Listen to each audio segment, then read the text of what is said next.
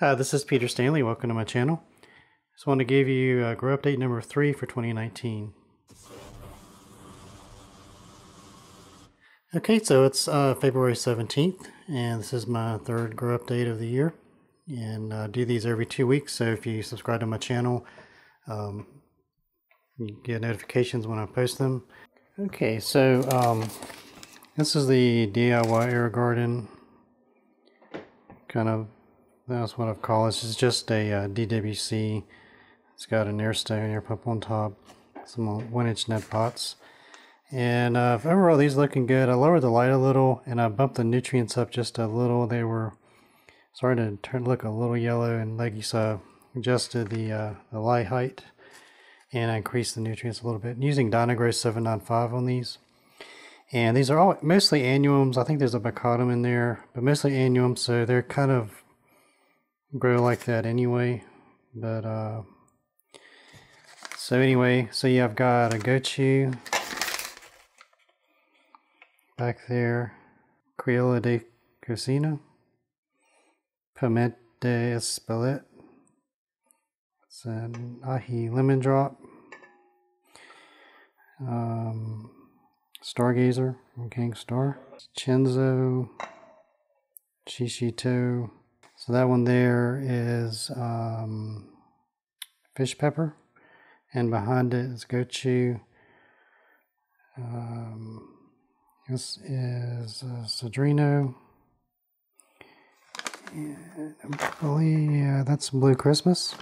And the far left over here in the corner is, I call it Sweet Christmas. It's Blue Christmas crossed with Stavros, and that's F2. Kind of hard to see, but a King Star white tie. And in the sprout, these are all too close together to really identify separately. That kind of purplish one you can see on the right, that's a purple pumpkin. And these are the ones I've got in here right now. Lycium oxide Scotch bonnet red, Bonne Majac red, 7-pot Lucy, that Primo cross with Carbonero. It's kind of hard to see. It came up kind of late.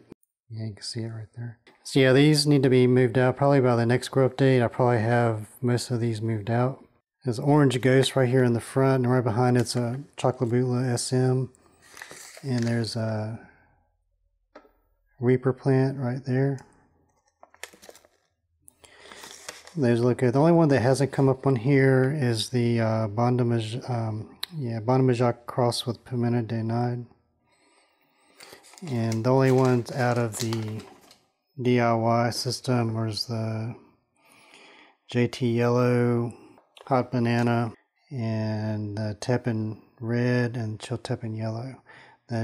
Those can take a while to come up, and they're kind of hard to germinate, so they may or may not make it.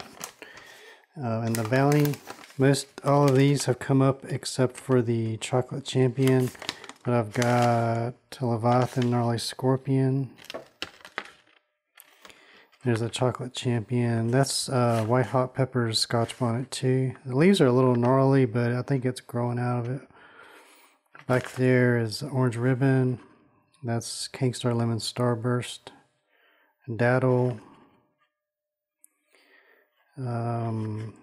Butch Tea Scorpion. 7-pot Peach. And that's King Star Peach Starkist. And I've got a few of these Cardi Scorpion. These are the actual scorpion peppers, not the yellow, but these are red, true scorpion peppers from Cardi. They're very hot. Then back here in this cup, I've got some Lycium oxide Scotch Bonnet mustard. I've got a few basil plants back here in half-gallon jars, wicking jars.